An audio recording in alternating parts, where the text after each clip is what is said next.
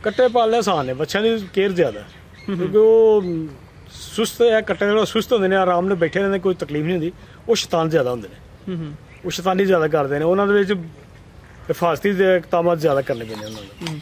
तो जो मौसम ठंडा से जिवें रहा होवे उन्होंने वास्ते ज़्यादा परेशानी सी, इन्हां वास्ते इन्नी परेशानी नहीं पई।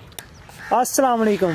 वालेकुम अस्सलाम रहमतुल्लाहि व बरकातहू। हाई साहब की हाल जे? अल्हम्दुलिल्लाह रब्बिल आलमीन। हाई साहब माशाल्लाह कितनी देर हो गई जे कट्टियां दा कारोबार करदे आ? ये तकरीबन 3 महीने हो गए सानू। ये पहला फ्लाक है साडा, हुण फ्लाक तो साडा तैयार है, लेकिन असीं आने कि 1 महीना इन्हां नूं होर अपने कोल रख के ना, क्योंकि हुण ज़्यादा वजन इन्हां गेन शुरू किया है, मौसम खुल गया, हर रोज़ वजन ज़्यादा करते हैं। इस वास्ते साडा की इरादा है कि 1 महीना होर रख के फिर इन्हां नूं सेल किया जाए। हाई साहब जी जी गाहक बड़े आ रहे हैं, लेकिन असीं आप इन्हां रोकिया आ जी। माशाल्लाह तुहाडी पहले भी वीडियो बनाई है, आवाम ने काफ़ी पसंद की है। ਤੁਸੀਂ ਸਰ ਇਹ ਦੱਸੋ ਜਿਹੜਾ ਤੁਹਾਡਾ 3 ਮਹੀਨੇ ਦਾ ਤਜਰਬਾ ਹੈ, ਯਾਨੀ ਕਿ ਤੁਹਾਡਾ ਫਸਟ ਐਕਸਪੀਰੀਅੰਸ ਹੈ, ਤੁਹਾਨੂੰ 3 ਮਹੀਨੇ ਦੇ ਦੌਰਾਨ ਕੀ ਮੁਸ਼ਕਲਾਂ ਦਾ ਸਾਹਮਣਾ ਕਰਨਾ ਪਿਆ ਤੇ ਤੁਸੀਂ ਇਹਨਾਂ ਦੀ ਤਿਆਰੀ ਕਿੰਜ ਕੀਤੀ ਹੈ? माशाअल्लाह मुश्किल तो सानू कोई भी नहीं पेश आई साला 3 महीने जो सिर्फ बारिशों के मौसम च परेशानी हुई है, क्योंकि बाहर गिला हो जाता है, लेकिन हाँ फिर भी उन्हें मैनेज करके अंदर रखा, खुश्क रखा, इन्हों खुश्क लेके बेहतरीन तरीके सेवा की इन्होंने। माशाअल्लाह बड़ा फर्क है इन्हों का हुण जी। माशाल्लाह यानी कि तैयार ने, इन्हां वास्ते जिहड़ी जगह है वो खुश्क ते अच्छी जगह होनी चाहिए, खुश्क ते साफ ते अच्छी, सफाई भी यहाँ रखी है, खुश्क भी किया इन्हों ते बेहतरीन तरीके नाल सेवा की इन्होंने। अच्छा हुण इन्हां दी सर गल हुंदी माशाल्लाह तुहाडे जानवर तैयार हो गए ने, तुसी अपनी मर्जी नाल सेल नहीं करदे, तुसी चाह रहे हो कि मजीद इन्हां दे वजन च इजाफा होए। तुसी जिहड़ी सर इन्हां दी तैयारी कीती है, तुसी इन्हां नूं साइलेज भी इस्तेमाल कराया, तूड़ी वंडा भी इस्तेमाल कराया, तुसी इन्हां दी तैयारी दे मुतलक दसो कि अच्छी तैयारी किंज मुमकिन है? ये वंडा ते तूड़ी जिहड़ी ना वो इन्हां दी बेहतरीन खुराक है, वैसे ओहदे च फिर पानी खुल के पींदे ने। ते असीं तकरीबन मिठा सोडा भी इस्तेमाल करने हैं, हफ्ते दे तकरीबन आधा किलो मिठा सोडा इन्होंने वास्ते 32 जानवरों वास्ते वो इस्तेमाल लगे, इन्होंने खुराक जो हजम करने उन्हें मदद करे, वो इन्होंने तकलीफ ना हो ज़्यादा, वो इस वास्ते इस्तेमाल करने। अच्छा यानी कि जो मिठा सोडा है वो हाजमे वास्ते बेहतर है, इन्होंने जी खुराक इन्हें खानी इन्होंने लगे, वो तकलीफ ज़्यादा हजम करने वास्ते मेद तकलीफ ना करनी पवे। अच्छा माशाल्लाह हाई साहब तुहां साइलेज भी इस्तेमाल कराया, वंडा तूड़ी भी इस्तेमाल कराया, बेहतर किन्नू पाया दोवां चीज़ां चों? ये वैसे असा साइलेज कला नहीं इस्तेमाल किया, फिर तूड़ी नाल इस्तेमाल की है, लेकिन साइलेज का रिजल्ट जो ना थोड़ा ज्यादा सी, लेकिन महंगा बड़ा पाया। ग्रोथ ज्यादा सी, ग्रोथ ज्यादा है, लेकिन महंगा ज्यादा पैंदा, लेकिन तूड़ी ते वंडा जो ना वो ज्यादा बेहतर है। साडा तूड़ी जी मुनासिब पा के उत्ते असीं वंडा पा दिता है। हुण इन्हां सबज चारा तकरीबन एक खुरली च 10 किलो है, दूसरी खुरली च 10 किलो, तकरीबन 20 किलो चारा असा एक टाइम का पाना इन्होंने सबज चारा जो, ताकि मिक्स जो ना वो अच्छे तरीके खा लें। तो इसी तरह फिर शाम में जो पाना वो भी इस तरह 10 किलो पाना दों खुलियाँ तैयार करके साढ़ा 1 बोरी वंडा इस टाइम है, 1 बोरी जो शाम के टाइम, ये 2 बोरियां वंडा जो 24 घंटे का इन्होंने। अच्छा सर एक सवाल और इत्थे ज़हन च हुंदा है, अगर इन्होंने तूड़ी ते वंडा सुबह भी तो शामी भी इस्तेमाल कराइए, बाज़ जानवर होंदे ने कि कहंदे ने तूड़ी वंडा अंदर जम भी जाता है, इन्होंने सबज चारा भी इस्तेमाल कराना चाहिए? थोड़ा जिहा सबज चारा लाई दा नाल, तकरीबन चौथा पंजवां हिस्सा जो ना वो इन्हों 20 किलो तकरीबन सारे एक टाइम का जो वो असी सबज चारा भी इस्तेमाल कर रहे हैं, नाल दोवां टाइम का एक मन तकरीबन ला लो। ठीक है, इस तो इलावा होर किहड़ियां गल्लां दा ख्याल रखिया कि इन्हां दी तैयारी अच्छी होए? इन्हां दी वैक्सीनेशन जिहड़ी ना वो जरूरी है। हाँ सरकारी तौर पर वैक्सीनेशन कराई, आपे भी की है, मोखर दी गलगोटू दी ये वैक्सीनेशन हो गई इन्हां दी, ते डिमरविंग भी असीं करा लई है। सर डिमरविंग जिहड़ी कितनी देर बाद करदे हो? वो 3 महीने बाद। 3 महीने बाद वो जरूरी होंदी है। तुसां मतलब जिदों दा कट्टा रखे एक बारी डिमरविंग 2 बारी हो गई इन्हां दी। 2 बारी हो गई। अच्छा ओहदे की हुंदा वे कि कीड़े वगैरह साफ हो जांदे ने? कीड़े साफ हो जांदे, पेट इन्हां साफ हो जांदा ते उन्हां नूं कोई किसी किस्म दी तकलीफ नहीं हुंदी। अच्छा सर माशाल्लाह तुहाडे जानवर तैयार हो गए ने, जारी गल जो जानवर तैयार हो जाए बंदा बेचना ने सोचदा वे, तुहां बेचना इन्हां नूं की सोचिया वे, बाहर बेचोगे या खुद इन्हां नूं कोई कसाईयां नूं दोगे गोश्त करके सेल करोगे? कसाई भी मंगदे ने, वे कसाईयां नूं भी देंगे, खुद भी असीं कोई बंदा अरेंज करके उन्हां नूं बिठावांगे। ते साडे कोल दूसरे शादी ब्याह वाले भी आ रहे ने, वो भी पुछदे ने असीं इन्हां कोल तकरीबन महीना कोल ला लई, विआह दा सीजन शुरू हो रहा, फिर इन्हां दा रेट ज्यादा हो जाए। हाई साहब जो माशाल्लाह तुहां कट्टे ले हन उदों इन्हां दी उम्र किन्नी ते वजन किन्ना है ते इन्हां वजन गेन किन्ना कीता वे? ये तकरीबन उदों उम्र इन्हां दी 7 माह तो लैके 11 महीने तक रहा सी, ਤੇ ਵਜ਼ਨ ਉਹਨਾਂ ਦਾ ਬਹੁਤ ਘੱਟ ਸੀ, ਜਿਨ੍ਹਾਂ ਦਾ ਮਨ ਤੋਂ ਵਜ਼ਨ ਸੀ। ਹੁਣ ਤੇ ਤਕਰੀਬਨ 3 ਮਨ ਤੋਂ ਜ਼ਿਆਦਾ ਵਜ਼ਨ ਇਹਨਾਂ ਦਾ। ਯਾਨੀ ਇਹਨਾਂ ਦੀ ਜਿਹੜੀ 3 ਮਹੀਨੇ ਦੇ ਦੌਰਾਨ ਗਰੋਥ ਹੈ ਉਹ ਕਿੰਨੇ ਗੁਣਾ ਹੋਈ ਹੈ? ਇਹ 2-3 ਗੁਣਾ ਹੋ ਗਈ। 2-3 ਗੁਣਾ? 2-3 ਗੁਣਾ ਹੋ ਗਈ। ਯਾਨੀ ਕਿ ਇਹਨਾਂ ਦੀ ਗਰੋਥ ਅੱਛੀ ਹੈ। 2-3 ਗੁਣਾ। ਤੁਹਾਡੇ ਕੋਲ ਕਿਹੜੀ ਨਸਲ ਦੇ ਕੱਟੇ ਮੌਜੂਦ ਹਨ? ਇਹ ਤਕਰੀਬਨ ਦੇਸੀ ਵੀ ਨੇ ਤੇ ਨਸਲੀ ਵੀ ਨੇ, ਮਿਕਸ ਨੇ ਸਾਰੇ। ਅੱਛਾ, ਯਾਨੀ ਦੇਸੀ ਵੀ ਨੇ ਤੇ ਇਸ ਤੋਂ ਇਲਾਵਾ ਜਿਹੜੇ ਪਿਓਰ ਨੇ ਉਹ ਨਸਲੀ ਵੀ ਮੌਜੂਦ ਨੇ। ਤੁਸੀਂ ਕੀ ਸਮਝਦੇ ਹੋ ਕਿ ਅਗਰ ਕੋਈ ਬੰਦਾ ਫੈਟਨਿੰਗ ਵਾਸਤੇ ਕੱਟੇ ਪਾਲਣਾ ਚਾਹੁੰਦਾ ਹੈ ਤੇ ਕਿਹੜੇ ਕੱਟੇ ਲਏ ਤੇ ਉਹ ਬਿਹਤਰ ਨੇ? ਇਹ ਵੈਸੇ ਉਹ ਬਿਹਤਰ ਤੇ ਇਹ ਹੈ ਕਿ ਜਦੋਂ ਲਿਆਏ ਖਰੀਦੇ ਤੇ 1.5 ਮਨ ਵਜ਼ਨ ਹੋਣਾ ਚਾਹੀਦਾ ਇਹਨਾਂ ਦਾ, ਜਿਹੜਾ ਸਾਡਾ ਤਜਰਬਾ ਹੈ। 1.5 ਮਨ ਵਜ਼ਨ ਕਿਹਨੂੰ ਕਹਿੰਦੇ ਹੋ, ਜ਼ਿੰਦਾ ਦਾ ਜਾਂ ਗੋਸ਼ਤ ਦਾ?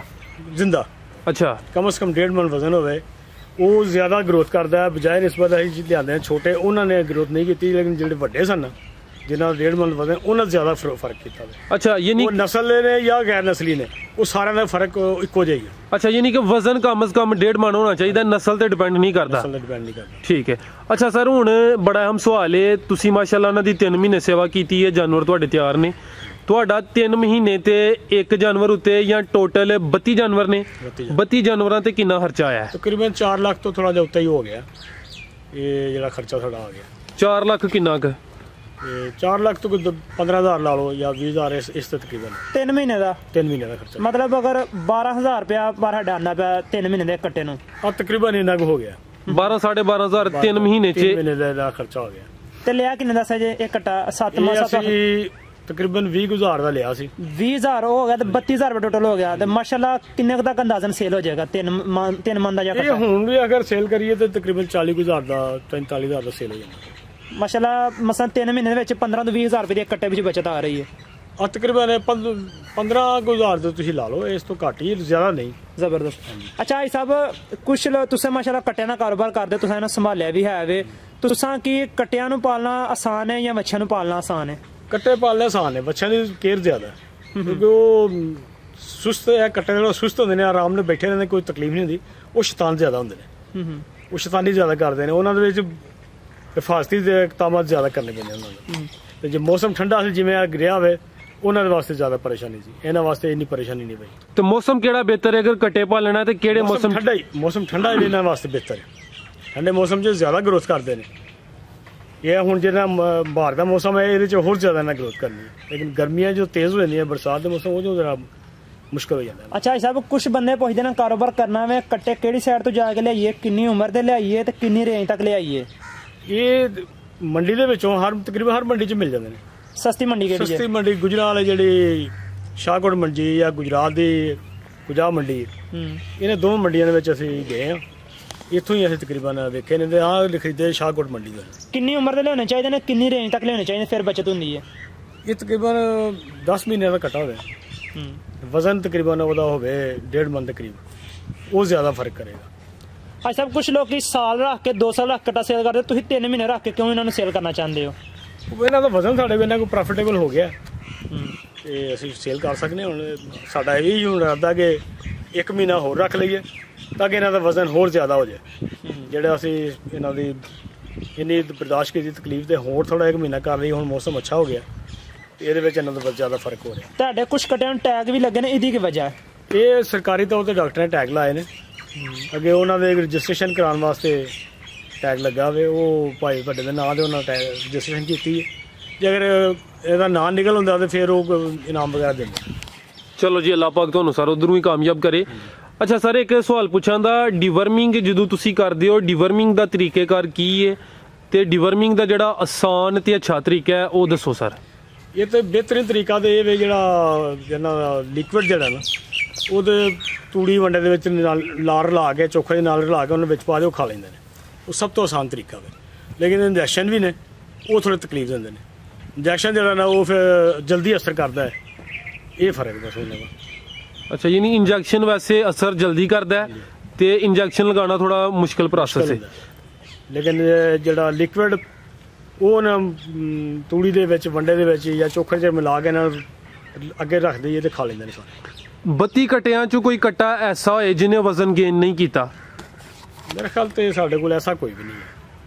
ਸਾਰਿਆਂ ਦਾ ਤਕਰੀਬਨ ਵਜ਼ਨ ਜਿਹੜਾ ਨਾ ਬਿਹਤਰੀਨ ਵਜ਼ਨ ਹੈ। ਮਾਸ਼ਾਅੱਲਾ ਭਾਈ ਸਾਹਿਬ, 32 ਕੱਟਿਆਂ ਵਾਸਤੇ ਜਗ੍ਹਾ ਕਿੰਨੀ ਰੱਖੀ ਜੇ? ਇਹ ਸਾਡੇ ਕੋਲ ਤਕਰੀਬਨ 1.5 ਕਨਾਲ ਜਗ੍ਹਾ ਹੈ। 1.5 ਕਨਾਲ ਵਿੱਚ ਜਗ੍ਹਾ ਤਾਂ ਕਾਫੀ ਹੈ ਇਹਨਾਂ ਦੇ ਵਿੱਚ। ਇਹ ਤਕਰੀਬਨ 100 ਕੱਟਿਆਂ ਦੀ ਜਗ੍ਹਾ ਹੈ, ਲੇਕਿਨ ਅਸੀਂ ਬੱਤੇ ਫਿਲਹਾਲ ਤਜਰਬਾ ਦੇ ਤੌਰ ਤੇ ਲਿਆਂਦੇ ਨੇ। ਕਿੰਨੇ ਕੋ ਰੱਖੇ ਜਾ ਸਕਦੇ 1.5 ਕਨਾਲ ਦੀ ਜਗ੍ਹਾ ਤੇ? ਇਹ ਤਕਰੀਬਨ 100 ਆ ਜਾਂਦੇ ਨੇ। ਭਾਈ ਸਾਹਿਬ ਬੜਾ ਅਹਿਮ ਸਵਾਲ ਪੁੱਛਾਂ, ਕੱਟੇ ਬੰਨ ਕੇ ਜਲਦੀ ਜਵਾਨ ਹੁੰਦੇ ਨੇ ਕਿ ਖੁੱਲੇ ਰਹਿਣ ਫਿਰ ਜਲਦੀ? ਖੁੱਲੇ, ਆਜ਼ਾਦ ਹੋ। ਅੱਛਾ ਭਾਈ ਸਾਹਿਬ, ਇਸ ਤੋਂ ਇਲਾਵਾ ਐਸੀ ਕੋਈ ਗੱਲ ਜਿਹੜੀ ਤੁਸੀਂ 3 ਮਨ ਤਜਰਬੇ ਸਿੱਖੀ ਹੈ ਸਾਡੇ ਦੋਸਤਾਂ ਨਾਲ ਸ਼ੇਅਰ ਕਰ ਦਿਓ। ਅਸਾਂ ਇਹ ਵੇਖਿਆ ਕਿ ਇਹਨਾਂ ਨੂੰ ਆਜ਼ਾਦ ਰੱਖਿਆ ਜਾਏ, ਮੌਸਮ ਦਾ ਲਿਹਾਜ਼ ਇਹਨਾਂ ਰੱਖਿਆ ਜਾਏ, ਗਰਮ ਸਰਦੀ ਪਾਣੀ ਜਿਹੜੀ ਨਾ ਉਹ ਸਭ ਤੋਂ ਜ਼ਿਆਦਾ ਜ਼ਰੂਰੀ ਇਹਨਾਂ ਚੀਜ਼। ਪਾਣੀ ਨਹੀਂ ਘਟਣਾ ਚਾਹੀਦਾ, ਸਰਦੀ 'ਚ ਤਾਜ਼ਾ ਪਾਣੀ, ਤੇ ਤਾਜ਼ਾ ਪਾਣੀ, ਗਰਮੀ ਹੋਵੇ ਸਰਦੀ ਤਾਜ਼ਾ ਪਾਣੀ ਇਹਨਾਂ ਜਿਹੜਾ ਨਾ ਉਹ ਬਿਹਤਰੀਨ ਖੁਰਾਕ ਇਹਨਾਂ ਦੀ। ਠੀਕ ਹੈ, ਮਾਸ਼ਾਅੱਲਾ ਜੀ ਸਾਹਿਬ, ਤੁਸੀਂ ਇੱਕ ਦਫਾ ਫੇਰ ਬੜੀ ਅੱਛੀ ਗੁਫ਼ਤਗੂ ਕੀਤੀ ਹੈ। ਜਿਹੜੇ ਦੋਸਤ ਵੀਡੀਓ ਵੇਖਦੇ ਨੇ ਪਿਓ ਤੁਹਾਡੇ ਕੋਲੋਂ ਮਜ਼ੀਦ ਕੋਈ ਮਸ਼ਵਰਾ ਲੈਣਾ ਚਾਹੁੰਦੇ ਨੇ ਜਾਂ ਜਾਨਵਰ ਖਰੀਦਣਾ ਚਾਹੁੰਦੇ ਨੇ, ਆਪਣਾ ਮੋਬਾਈਲ ਨੰਬਰ ਬੋਲ ਦਿਓ। ਮੇਰਾ ਮੋਬਾਈਲ ਹੈ 0345 ਜੀ 73 17 454। ਜੀ ਸਰ, ਬਹੁਤ ਸ਼ੁਕਰੀਆ, ਅੱਲਾ ਹਾਫਿਜ਼।